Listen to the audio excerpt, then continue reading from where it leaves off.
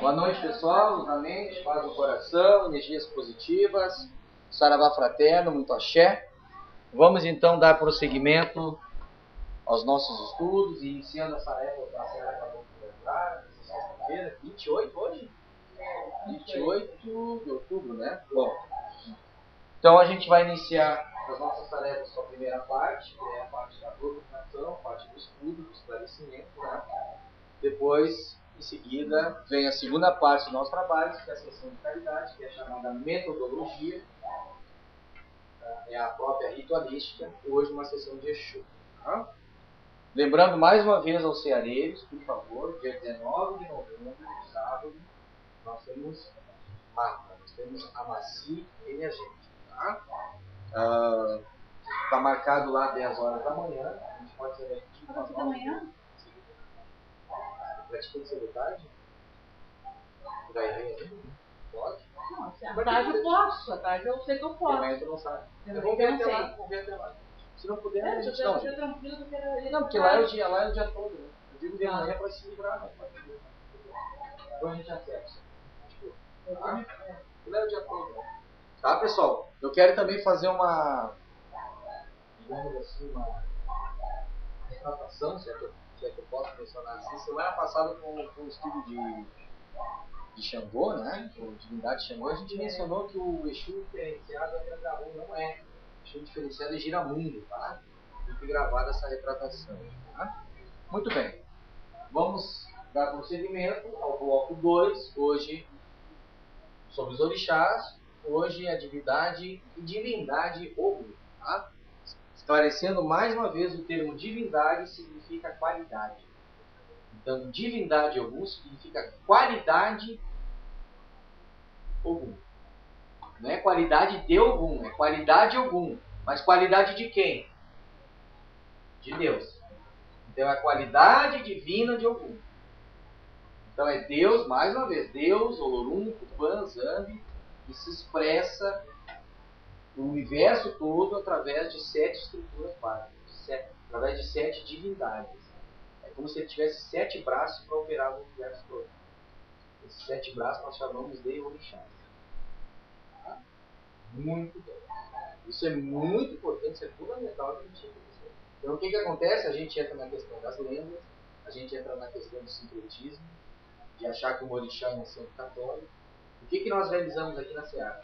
Nós divinizamos o orixá, nós não santificamos o orixá. O orixá, para nós, ele é muito mais do que um santo. Ele é uma divindade, ele é uma qualidade divina, é uma qualidade do próprio Pai. Isso é fundamental de entender. Por isso que o orixá está muito acima do que a Umbanda, está muito acima do espiritismo, de tudo. Eles são seres estruturados, ou seja, organizados e estruturantes do universo. No início desse estudo a gente falou bem sobre isso. Aí a gente tem que frisar bem. Tá? Muito bem. Divindade algum. Tradução por fonemas, tá? Primeiro fonema, O. Significa glória ou salvação. Que alfabeto é esse que nós trazemos?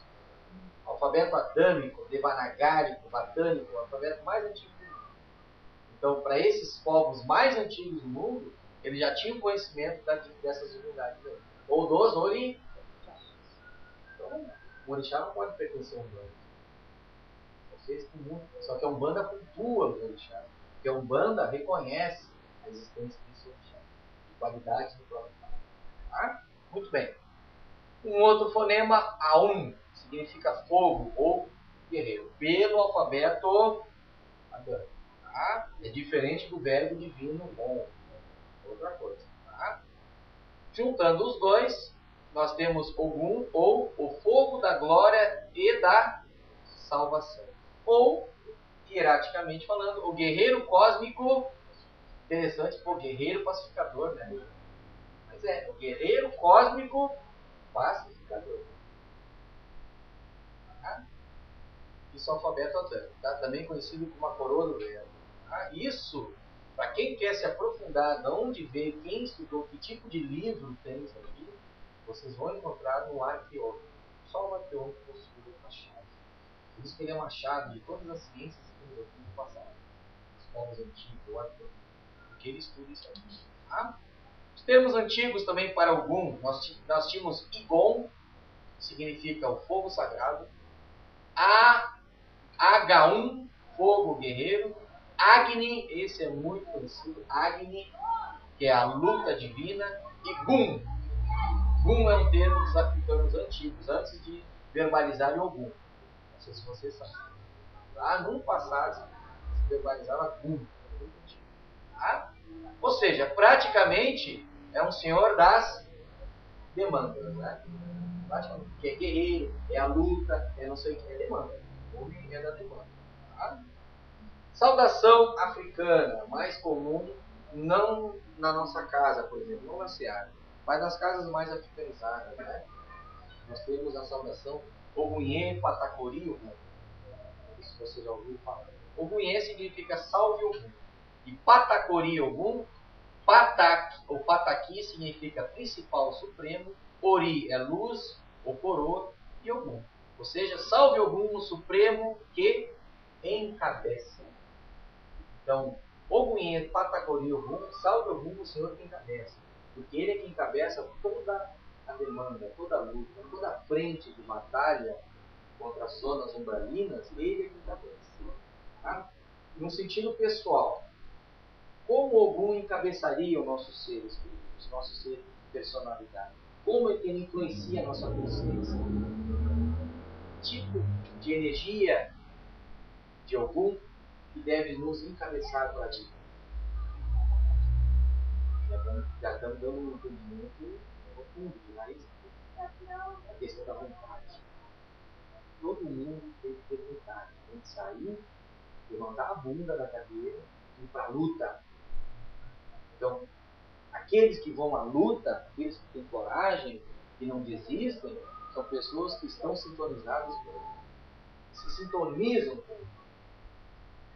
Que não têm medo das demandas, de vencer as demandas internas, que são os nossos erros, as nossas dificuldades, e para o mundo não encarar tudo.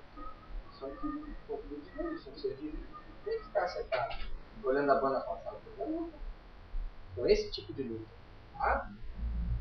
Muito bem, ok? Entenderam então? Ou seja, aquele que vem na frente. Tá? E antes de qualquer coisa, antes de você estudar, antes de você pesquisar, antes de você fazer qualquer coisa na vida, você tem que ter vontade para fazer. Se você não tiver vontade, o orixá que rege isso, que estrutura esse tipo de energia no nosso ser, é o. Tá? Muito bem. Atividade espiritual kármica. Aqui a coisa fica bem interessante. Tá?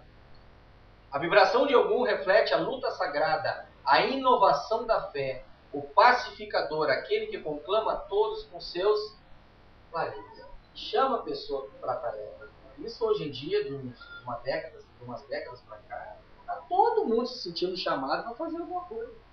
Nem que seja para um trabalho voluntário. Ah, mas poxa, mas eu trabalho, eu tenho família, eu cuido da minha família. As pessoas ainda se sentem que isso não é suficiente. As pessoas sentem, pô, mas está faltando mais, está faltando alguma coisa. Está faltando cuidar, está faltando trabalhar em prol do planeta. Tu está trabalhando em prol de ti mesmo e da tua família, mas e o resto? As coisas, as verdades, elas vão muito mais além do que os nossos seres, dos nossos corpos. E esse orixá é que rege essa questão do chamado, né? A gente vê muito, pô, estou me sentindo chamado para alguma coisa. Ogum direcionou todos os filhos errantes do universo, olha que interessante, os chamados estrangeiros. Quem são esses estrangeiros que a gente chama de? Os ETs, né? Os capelinos. Eles todos vieram para cá para recomeçar. Tá? Para a Terra, onde alcançariam a evolução para o devido retorno. Ou seja, a energia de Ogum, é a vibratória de Ogum, são as entidades espirituais, aí já estou falando de espíritos, seres espirituais muito inteligentes, muito qualificados, que direcionaram, que fizeram o transporte. Tá? Você sai lá, por exemplo, os famosos capelinos, para a Terra, para reencarnar, para seguir novamente todo aquele processo de evolução, encarnação, desencarnação, em que nós temos capelinos infiltrados na nossa sociedade. Não só capelinos, tem muita gente de outras outras paragens cósmicas. Na verdade, todos nós não pertencemos à Terra, todos nós somos estrangeiros. Mas nós descemos numa determinada época, principalmente na Atlântica, onde realmente houve uma demanda muito grande de seres móveis, chamados de minerais, para trabalhar, né? Trabalhar os seus seres, tá? Os chamados filhos errantes do universo. É manipuladora dos elementos aquosos, fluentes, fazendo fluir suas energias que são canalizadas na dissipação das correntes das trevas e das ondas umbralinas. Isso é uma coisa que me chama a atenção, porque quando a gente começou a estudar isso, muita gente dizia, não, o dono é o dono do ferro, é o dono do aço, é o dono do fogo. Mas tu pode pensar assim, pode pensar em termos de elemento da natureza. Nós temos 4, né? Fogo, água, terra e ar, né? Qual desses elementos que se encaixariam como, por exemplo, aquele melhor elemento que abre os caminhos? Que tipo de elemento químico, elemento natural, que mais se encaixa na questão da fluidez, aquela que, por exemplo, se pega uma barreira e dá um jeito para o outro lado? Água. O elemento água é o elemento que mais se encaixa na questão da abertura de caminho. Não é o elemento fogo. O elemento fogo é radiante. O ar é expansivo, está espalhado. Tu pega o ar, tu consegue analisar o ar. E a terra muito menos, porque a terra que é bonita. É só água. Então, teve muito tempo de gente que me questionava, mas que tipo de, digamos assim, ó, que tipo de entendimento é esse? Nós estamos falando de um entendimento de um orixá que se encaixa dentro de uma força sutil. Metal, por exemplo, uma espada, isso é elemento de rito. Isso é ferramenta de trabalho. Não tem nada que ver com a questão do entrosamento, ver como é que são as coisas. Não é que na lenda diz que o comum era ferreiro, então ele esquentava o metal para dar forma para fazer a espada, então por isso que tinha esse folclore que mas é lenda, né? Dominava o fogo. É lenda? Funciona, claro que funciona. Nós temos um monte de entidades espirituais, muitos vestidos nos antigos trajes romanos, com espada, tudo. Mas isso é na demanda, é para lutar. Isso é elemento de rito, isso é ferramenta de trabalho. Nós estamos falando do orixá. Estou falando de energia orixá, não estou falando de entidade espiritual. Qual a força sutil que se encaixa, que se entrosa com a divindade? É a água. A água é fluida. A água não tem nada parado. Porque ela flui mesmo, ela vai embora. A única coisa que tem que fazer é sair de pé. Sai, deixa passar. Muito bem. E a questão da dissipação das correntes, das trevas e zonas umbralinas, eu já li em alguns livros espíritas, medida de temporal forte, principalmente na cidade de São Paulo, todos aqueles relâmpagos, raios, aquela água que lava a cidade, que dá todo aquele fluxo da cidade, aquilo funciona de uma maneira muito positiva para a zona umbralina. Porque a água líquida, no plano físico, ela tem uma correspondência no plano etérico e astral. Então, encharca lá embaixo. Mas para quê? Para limpar, para dar uma serenada naquela energia densa da zona umbralina. Então, todo relâmpago que ocorre a nível de atmosfera acontece porque a zona umbralina não fica na atmosfera. Vamos zona trevosa. Vamos treva. Vamos na zona os umbrais, grosso, médio. A gente aprendeu isso mesmo. Né? Fica na nossa atmosfera. Não fica embaixo da terra. Fica na nossa atmosfera. Né? Numa região chamada ionosfera da atmosfera. Temos a troposfera, a estratosfera e a ionosfera. Fica bem nessa região aí. A nossa atmosfera. A zona umbralina é o umbral que André Luiz foi é lá. Não é aqui. Tanto é que vocês, quem viu o filme Nosso Lar, viu que o que é o Nosso Lar? Onde é que ela fica, a cidade movimento? Fica numa montanha astral. E de lá tu vê toda a Terra. A gente tem que estudar para saber o que a gente está falando. O que está comentando. Tá? E toda aquela chuvarada, aquilo serve para limpar, para lavar, para tirar um pouco daquela energia densa que os seres deixam, né? Que largam lá nos lodos das zonas umbralinas, né, que sai todo daquelas toxinas, todo isso. Muito bem. É o vencedor de demandas da fé, neutralizando as iniquidades e os conflitos kármicos. É o vencedor das demandas da fé. Então, quando a gente fala em demanda, é o vencedor de demanda. Que tipo de demanda? Logo você pensa que é uma luta, uma batalha. Não é isso. Tem a questão do interior. É a demanda da tua fé. Fé significa confiança. Confiar no sagrado. Então, tu pensa realmente para tu vencer uma fé fraca, uma má fé, vamos dizer assim, tu tem que ter vontade.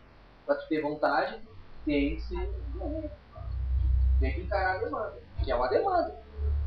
Joana d'Arc, no livro dos Espíritos, ela disse o seguinte: é muito difícil vencer, mas é possível. O maior de todos os nossos inimigos, eu mesmo, nosso orgulho, nossa vaidade. O cara que vence isso é um cara que se sintoniza com o mundo, não tem medo de entregar. Né?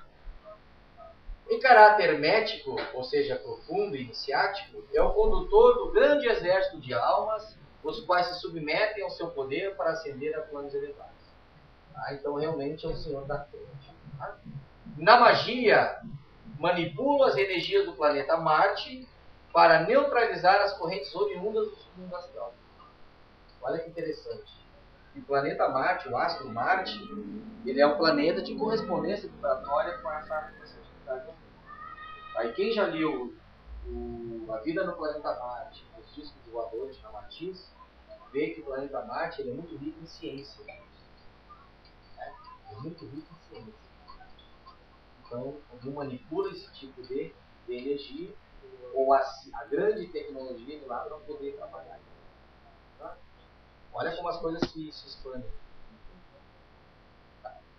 Ogum comanda no terra-terra os senhores dos entrecruzamentos vibratórios, os chamados Exus guardiões, tá? Os quais servem a Ogum como batedores cósmicos, abrindo e desobstruindo os caminhos por onde Ogum e seus exércitos de almas haverão de passar.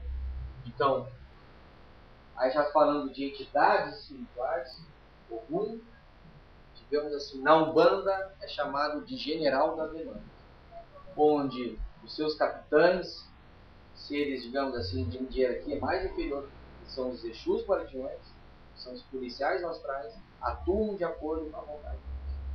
Por isso que na lenda, se é que eu posso dizer assim, dizem que Ogum é irmão de Exu. Não sei se você já ouviu falar. Exu é irmão de Ogum, Ogum é irmão de Exu. Nada disso da relação de trabalho. Tá? Se vocês quiserem se aprofundar, saber como é que funciona, vocês aluguem ali o livro Aruanda.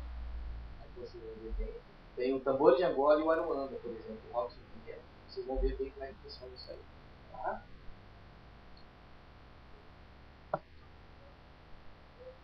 Muito bem.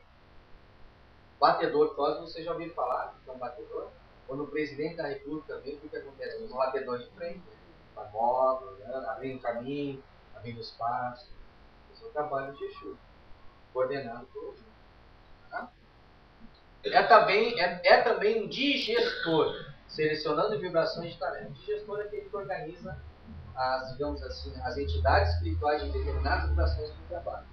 Quando se desce com uma zona umbralina para fazer uma demanda, ou fazer uma faxina, o que acontece? Normalmente são os policiais de frente, o Exu. Mas daí o que tu tem que fazer? Tu já tem que levar gente de Xangô para fazer a seleção, que nem todo mundo pode ser resgatado. Tu tem que levar seres de Oxóssi, para aqueles que forem resgatados já receberem a cura. Então toda cura, todo ser que trabalha com cura, está vibrado em Oxóssi. E todo ser que diz esse vai e esse não vai, está vibrado em Xangô. Por exemplo, numa incursão com uma zona umbralina, sempre vai uma equipe espiritual. Nunca vai um cara sozinho, não pode um cara sozinho. E nessa equipe pode ver, tem um cara que dirige aquilo ali. Aquele cara que dirige diz assim, ó, esse vai e esse não vai na hora. Esse cara está vibrado em Xangô. E aqueles que vão lá recuperá-lo, vão botar uma maquinha direitinho, já fazer um passe, já vão vibrado em Oxóssi.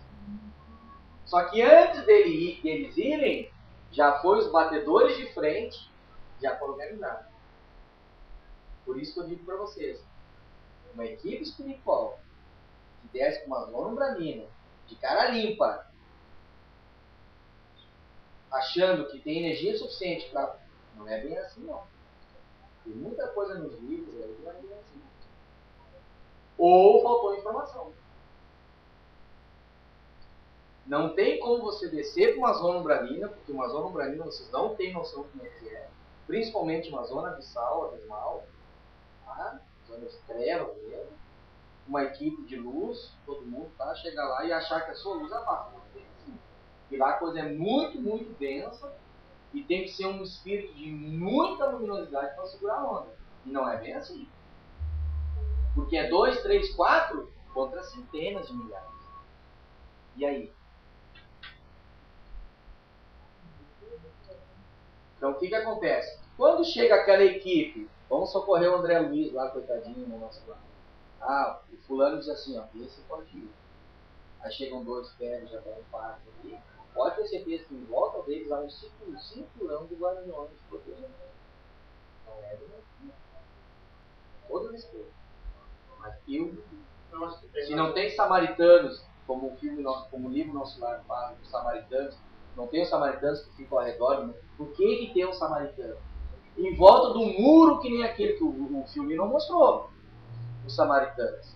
Eu tenho ali, tá lá na Seara, o plano piloto de Nosso Lar, ali, o quadro do plano piloto. Vocês vão olhar que tá escrito lá, samaritano. Vai ver quem são os samaritanos ali. São policiais, são os Exus. E se tem, olha só, olha a lógica. Se tem samaritanos em volta de um muro que promove descargas elétricas, como o próprio governador de Nosso Lar já disse que uma vez, uma época, ele teve que descarregar eletricidade em certos seres umbralinos que eles queriam invadir, como é que vai uma equipe espiritual, sai de dentro do Nosso Lar, se Nosso Lar fica numa zona umbralina, porque zona umbralina é tudo aquilo que cerca o planeta Terra. Olha só como é que são as coisas. Vai chegar lá 3, 4 caras de cara limpa. Alguém, vocês nunca pararam para pensar? Como é que tem samaritano em volta do Nosso Lar e sai da equipe assim, de cara limpa? Não sei se tu recorda ali. Claro que o filme não mostrou, mas no livro fala. Mas no livro, no livro A Marca da Besta, quando eles descem lá, tu viu a equipe que eles mandam? Os Exus, combinam com eles mandam uma equipe toda na frente, né? Os Exus, depois os Tupis, aqueles Tupis Nambais, cada um com a sua. Eles abriram o primeiro caminho, né? Os repórteres, aqueles. Eles abrem o caminho e os técnicos tudo ao redor aqui esperando para atacar eles. E por que não entram? É. Tu acha por que não? Porque tem luz. Eles são da luz. Aqui, ó. Lá não tem isso aí, meu. Lá tu tá no corrido novo. Lá tu não tem defesa. A minha luz, eu vou emanar a minha luz. Aí a pessoa se afasta. Cara, por que os caras não chegam? Porque há um cinturão em volta, por isso que eles ficam em volta. Volta a repetir, se tem samaritano em volta dos muros de Nosso Lar, como é que vai uma equipe de cara limpa, sai do muro para socorrer gente? Acontece só aquilo ali, os caras vão, vocês viram o filme? Vão aquelas pessoas, falam com aquele ser olha para elas e ela se afasta. Por que ela se afasta? Por causa do ser? Não, tem guardiões em volta. Tá cheio de guardião, não só aqui. O Exu não dá, o Exu não conversa. Ele não faz nem questão de se mostrar. E atrás dele toda falange de jogo, só aqui. Mas vem, avança. São bons. E tu vê que Vocês não acham que tem lógica, é isso? Claro, pô. Tu vê que no livro, na Marca da Besta, quem salvou isso foi Miguel, né? Eles estavam sendo atacados pelos espectros. Quando eles viram que iam perder, né? Os espectros, Miguel veio. Se não fosse Miguel. Exato. Pessoal, para vocês pensarem, como diz Valdo Vieira, muita razão, nós estamos na era da informação, nós estamos vendo a nova era, está na hora de esclarecer algumas coisas. Talvez o filme não tivesse tempo para isso. Ele não conseguiu reproduzir tudo. Mas no livro fala. Só que o livro não fala de samaritanos em volta dessas equipes. Porque senão, o próprio aerobus, como o livro fala, seria atacado. Porque ele tem que pousar, né? O aerobus tem que pousar. Não é bem assim. Não é bem assim. Quando tu entra no covil do lobo, tudo aquilo que tu aprendeu de teoria não funciona. Como disse o próprio pai Benedito, do Alto Pinheiro, quem acha que para existir, para viver, para incursionar numa zona umbralina, basta força mental, está muito enganado, porque lá tem muita forma. Lá tem entrechoque corpo a corpo, sim, senhor. Só que corpo astral, né? Não corpo físico. Não é essa? Por isso que o planeta Terra precisou, né, de ajuda extraterrestre. Aí os caras vêm com tecnologia que eles não conhecem. Vamos lá. Grafia Sagrada de Ogum, segundo o alfabeto adâmico. Ogum, tá? Centralizando na grafia sagrada, isso é claro que vocês não conhecem, eu acho que vocês nunca ouviram falar, tá? Ogum, pelo alfabeto adâmico, dentro da coroa da palavra, a coroa do verbo, tem essa escrita sagrada. Escrita Ogum, não é Pema, não identifica hierarquia, nada disso. Ogum, tá? Os orixás menores de Ogum, que formam a coroa de Ogum, nós temos aqui o caboclo Ogum Delê, ou também conhecido como Delê, famoso Ogum Delê. Tá? Caboclo Ogum Rompimato. Tá? Caboclo Ogum Beramar. E aqui você já associa o sítio vibratório onde eles atuam. Rompimato, Beramar. São os desdobramentos naturais de Ogum. Só da coroa de Ogum. Chamados orixás, não, tem muitos outros. Tem a linha dos guias e tem a linha dos protetores. Os protetores não é Exu. Tá? Tem o Ogum de Malê, Ogum famoso, Ogum Megê, normalmente em porta de cemitério, né? Esses trabalham nas almas, esse aqui trabalha diretamente com as almas. Ah, o que acontece? O que ele vai fazer lá? O que é o ectoplasma? O ectoplasma é uma energia riquíssima para a zona lunar. Ectoplasma vem de desencarnado. Onde é que fica o desencarnado? Aquilo ali vira o que? Uma bomba ectoplásmica, aquilo vira um dispositivo eletrônico obsessivo, aquilo vira um artificial, então ser robotizado. Então, para vocês verem a importância disso, né? Que é por isso que diz que é um lugar das almas, um lugar sagrado, onde pairam determinadas energias que são muito complexas. O Megê, o Gunhara, já é da água doce, né? E o Senhor Matinata, né? Tá? Essa forma, esses 7 formam, já estou falando de entidade, estou falando de caboclo, estou falando de energia orgânica. É claro que não é um ser por cada hierarquia, então pode ter milhares. Tá? Manifestação mediúnica, falando rapidamente. Entidades atuam no corpo astral do médium. Isso aqui é importante frisar. Quando o médium incorpora um ser de algum, qualquer outro caboclo, não é no físico que ele atua. Eu fui iniciado lá 20 e poucos anos atrás, e a minha antiga mãe de santo dizia que quando uma pessoa incorpora, o médium incorpora, o espírito do médium sai do corpo para a entidade tomar o corpo. Eu perguntei para ela, onde é que está o espírito? Atrás da porta. Não. Atrás da porta de entrada da terreira. Gente, eu muito babaca na época. Então tá.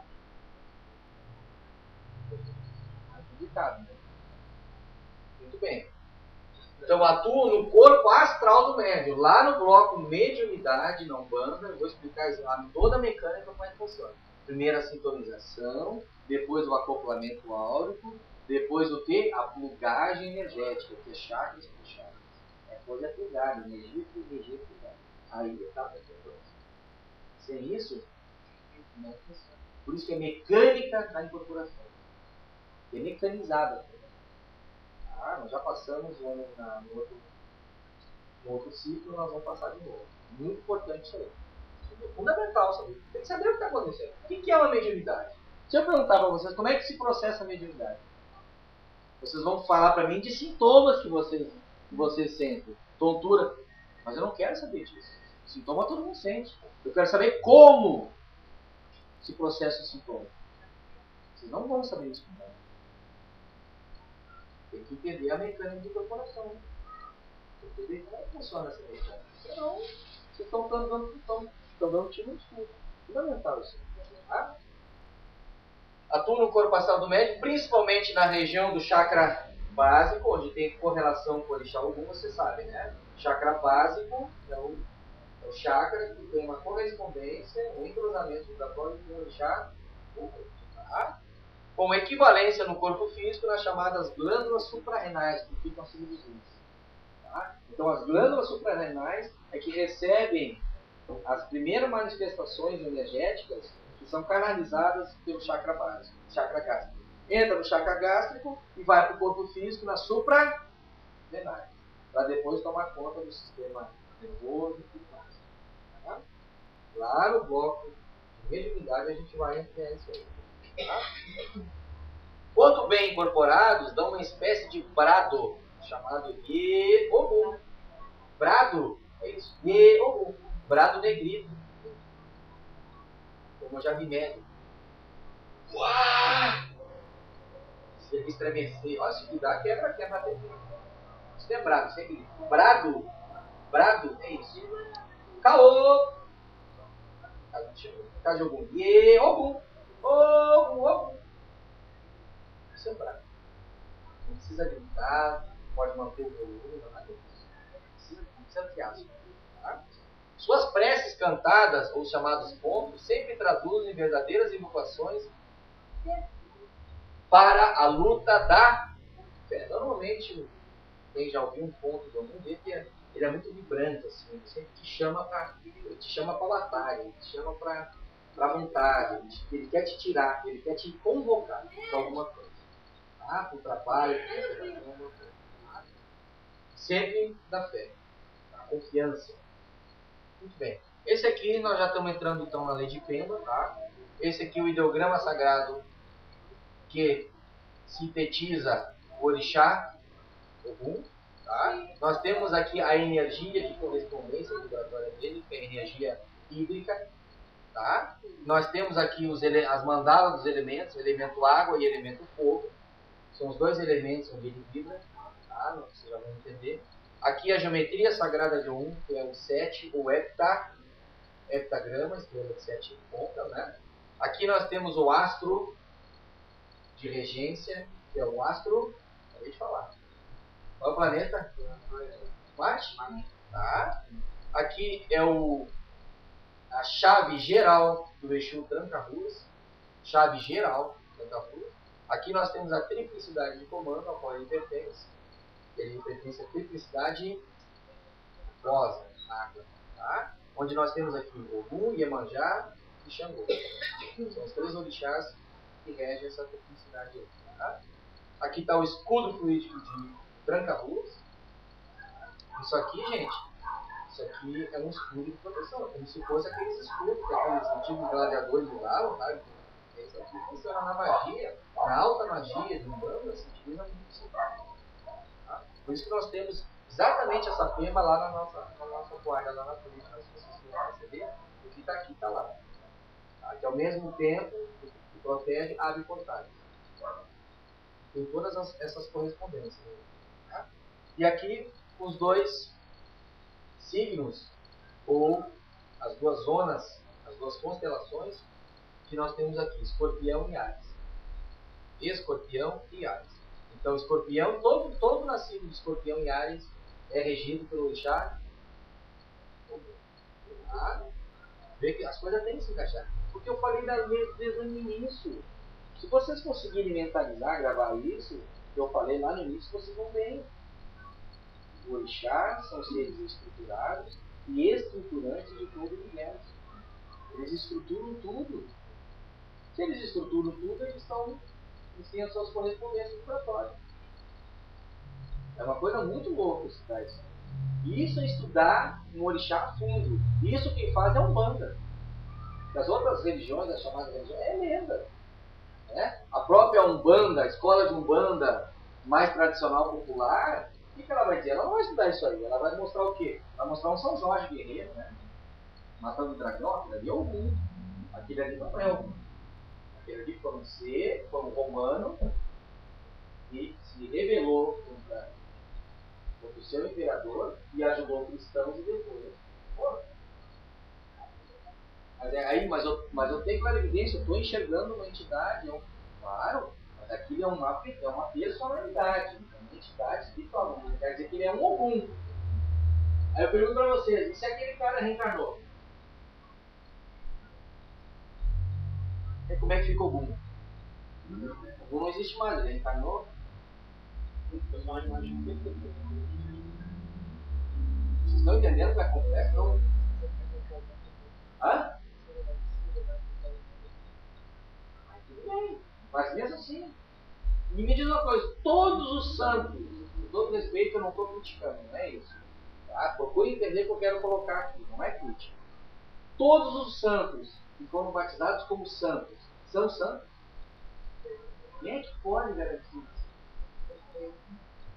Se não são santos, eles têm que reencarnar. E se eles reencarnam, e aí?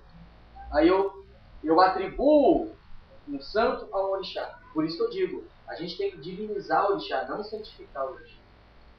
O orixá não pode ser santificado. O orixá tem que ser divinizado. Ele é divino, ele não é santo. Ele é muito mais do que ser divino. Porque ele é Deus, o orixá é Deus. Só que se expressando de 7 formas diferentes. Deus não é vontade? Deus é omissão? Deus é vontade. Se Deus é vontade, Deus é Ogum. A forma que ele se expressa é como Ogum. Deus não é justiça? Se ele é justiça, como é que ele se expressa? Como Ogum? Não. Ele chegou por isso que é estruturado. Um amor incondicional, força mental, força de raciocínio. Então já. Deus é moleque. Deus é pueril. Deus gosta de. Deus, mas dizer, não é que ele seja infantil, como as nossas crianças são, não é isso. Mas Deus conserva a sua pureza, por isso que ele melhora. Deus cria primeiramente um espírito, por isso que ele é o Oxalá. É assim, vai. Você entendeu o orixá assim, aí você entende o que é realmente o orixá. Mas, não é? Por isso que eu digo, hoje, na nova era, muitos umbantistas têm certeza que vão criticar, vão meter a porrada. Hoje o orixá não pode mais, você tem que analisar se realmente ainda é necessário o sincretismo. Foi necessário uma época, mas numa época de escravidão, onde você não tinha essa cultura. Agora você tem. Depois que veio o arqueômetro, abriu as portas. A senhora, os navegantes Iemanjá, nosso tamanho do teto. Se você, mas é uma sincretismo, tudo bem, não problema não. Até pode ser que seja realmente uma entidade, uma mestra ascensionada. Tudo bem, Mãe Maria de Jesus, pode sincretizá-la também. Tudo bem. Mas eu pergunto assim, todos os santos são santos. Se você pegar o sincretismo, eles sincretizam. Surge um santo lá e já estão sincretizando com o determinado orixá. Você sabe como é que nasceu o sincretismo? Os coitados dos escravos tiveram que aceitar. A duras penas, os padres dizendo, isso aqui foi. Então ele olhava para Jesus, por exemplo, que eles não conheciam na época. Eram búzios, eram verdades, não conheciam, não tinha chegado mais fora do mundo. Ele olhava para Jesus e não chamava. Pelas características que davam. Depois, mais tarde, eles foram ver a história. Isso você acha que é certo? Você acha que o próprio Mestre Jesus se importa dele? Impor a fé? Ah, mas você tem que saber quem foi Jesus. Quem disse? Quem disse que na África também não existiu Mestre? Né? Apolônio de Tiana não. A Igreja Católica arriscou a história de Apolônio de Tiana da Bíblia. Você nem sabe quem foi Apolônio de Tiana. Foi um dos maiores mestres da humanidade. Tanto quanto Jesus. Eu tenho certeza que você não faz isso. Claro, você desde pequeno vocês foram impostos que ele é o grande mestre. Para mim ele é um grande mestre. Mestre dos mestres, lá nós temos outros mestres. Entende? Tem que começar a pensar. Na nova era é isso aí. Querem viver em atraso? Problema de vocês. Mas eu acho que nós estamos vendo a era da informação. Por isso que o Consolador prometido, a terceira revelação, não é nenhuma doutrina. Não é o espiritismo, não é nada. O Consolador prometido é a informação que vem por diversas vertentes, onde a sua consciência despertará ou não. Então, o Consolador prometido é a informação que te desperta, independente da religião que você está. tu atribuir o Consolador prometido a uma religiosidade, hoje como é que está a coisa? Está atrasado, está parado. Então não, está parado. Eles ainda estão vivendo o TACOM, a tarefa de consolação, e o esclarecimento. O esclarecimento através de livros, mas isso são histórias que encarna, desencarna, isso todo mundo já sabe. Não faz o romance. A consolação liberta, nem sempre. O esclarecimento também liberta. Muito mais. Tem que saber o que tu é, o que tu vai fazer, para onde é que tu vai. Tem que despertar. O cara que é projetista, o projetor, aquele que se projeta conscientemente fora do corpo, enquanto o corpo dorme, ele sai conscientemente, se lembrando para operar, para trabalhar. Esse cara é um cara desperto. Isso está acontecendo com Jesus, com Buda, com muita gente da humanidade. Esse é o cara desperto, porque ele não vive só com o corpo. Toda noite todo mundo se projeta fora do corpo. Mas quem é que se lembra? 90% não se lembra. É um guri em tratamento. Claro. Então o cara que sai do corpo, o cara que se projeta conscientemente, que sai, sabe que o mentor, não precisa ser clarividente. Ele sai do corpo, meu mentor, vamos trabalhar, e tem a conscienciologia, ele sai não para fazer besteira, não para procurar besteira, mas sai para, e tem uma tarefa, eu vou lá, porque a consciência não precisa dormir, o espírito não precisa dormir. Esse cara é um cara avançado. O espiritismo ensina isso aí? Quem é que ensina isso aí? Só te consolar por meio de cartas, o teu filho morreu, cara, isso é muito bonito, mas não, é como dizer, é o primeiro estágio, o segundo estágio é se esclarecer, é te despertar. O que é que ensina hoje em dia no Tai Chi Chuan, na meditação? Meditação é uma coisa inútil. Prece, vai rezar. Mas a prece é uma questão mental. A prece sim é uma questão de fé. Reza como quiser. Mas eu quero te despertar. Porque a fé, a prece, não é uma ferramenta que trabalha o projetor. Ela te alivia, ela te tranquila. É fundamental. A prece é fundamental. Mas ela também tem um limite. Essas coisas precisam ser debatidas. Né? Tá? Vamos lá. Aqui. Relações vibratórias de Ogum. A cor é laranja. O mantra Reamaka. A geometria é o 7, né? É heptagrama. Os signos Áries e Escorpião. E o astro Marte. O dia de Ogum é terça-feira. Tá? Força sutil hídrica e ígnea. Tá? Como já falei. O elemento é a água, né? Ponto cardial oeste. Norte, sul, leste, oeste. O metal é ferro. Uma história do ferro muito interessante. O que é ferro?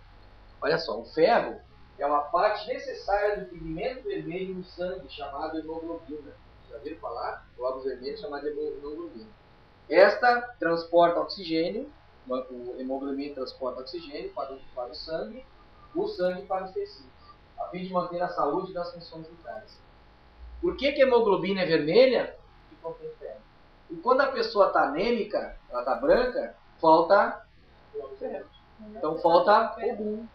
A pessoa está desvitalizada em Ogum. O ferro é um elemento de correspondência com Ogum, por causa da qualidade das coisas. É isso aí. Tu vê que orixás são seres que estruturam tudo no universo. Quando eu falo tudo, é tudo. É só tu fazer as comparações, as relações. Por isso que o orixá está muito acima de tudo. Porque o orixá é Deus. Tá? O mineral rubi e água marinha. O horário das 3 da manhã às 6 da manhã, que é o romper da aurora, né? Tá? Das 3 às 6, a vogal vai letra O. A essência cravo e a chamada tuberosa. Eu não vou falar uma tuberosa. Já, tuberosa. A cravo tuberosa. A flor é cravo vermelho. Flor de algum é cravo vermelho, tá? Tem outras ervas, tem outras coisas. Só sintetizei muitas outras aí. Tá? A erva espada de Ogum, lógico que tinha que ser, né? Essa é mais conhecida que... Oi? Eu não sei. É uma erva. Essência? Nem erva, é essência. É essência. Cravo e tuberosa. A erva é espada de Ogum, né? É uma flor também é erva. O Exu indiferenciado é o tranca-ruas. Volto a repetir. De Xangô, eu falei semana passada, está errado, tá? É Giramundo para Xangô. Tá? E para Ogum só pode ser o tranca-ruas. Porque demanda, coisa de caminho, só pode ser. Só pode estar vibrado nesse orixá. Tá? E o arcanjo tutor é Samuel. Grande Samuel. Tá? Na lei de Pema, para encerrar. A banda é de caboclo, preto velho ou criança? Ogum. Caboclos. Então a flecha ela é curva. A chave identifica a vibração. Que vibração nós estamos falando? Xangô? De Ogum. Então nós temos o primeiro, segundo e terceiro grau.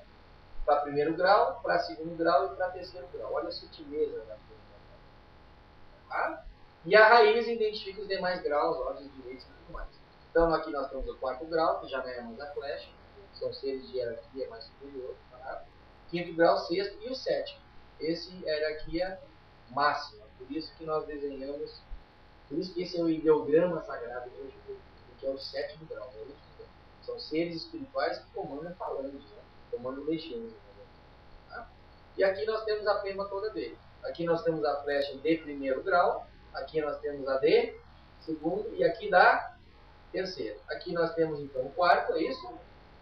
O quinto, o sexto e o sétimo. E aqui são os clichês astrais, demonstrando que ele rege a água e o fogo. Para vocês verem que algum rege o fogo. Só que a força sutil, primária, que é regida por ele, é a água. O fogo entra como energia secundária. Tá? Na triplicidade de comando, não sei se vocês vão se lembrar, essa triplicidade que no caso esse símbolo aqui representa a triplicidade de água, quem são os orixás que regem? Ogum. E a triplicidade do fogo?